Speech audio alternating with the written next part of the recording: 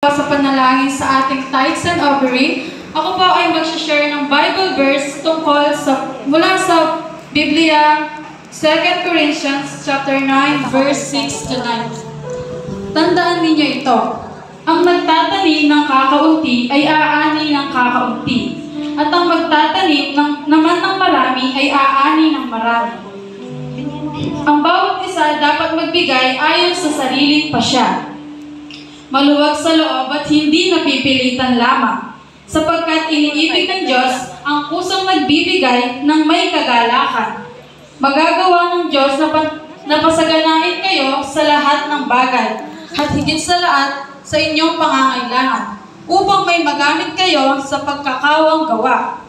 Kapag daw po tayo ay nagbibigay, dapat ay maluwag sa ating mga loob at hindi napipilitan lamang. Kapag po dadaan na yung nagko-collect ng ating tithes and offering, kailangan po tayo, kapag nagbibigay tayo, ay naka-smile upang malugod ang Diyos na buhay. At pagpapalain niya tayo ng higit pa sa ating mga pangangailangan.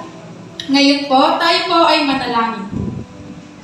Panginoon Diyos, maraming salamat po sa patuloy na pagpapala ninyo sa amin. Higit sa lahat sa katapatan ninyo sa iyong mga pangako. Dalangin po namin sa araw na ito, Lord God, turuan niyo po kaming patuloy na magkaroon ng pusong tapat para sa iyo. Ang panalangin ko po, O Diyos, sa bawat isa na nagbigay po ng kanilang mga offering, Lord, patuloy kanilang maranasan sa kanilang buhay. At panalangin namin na magamit ito sa ikakalago ng iyong gawain.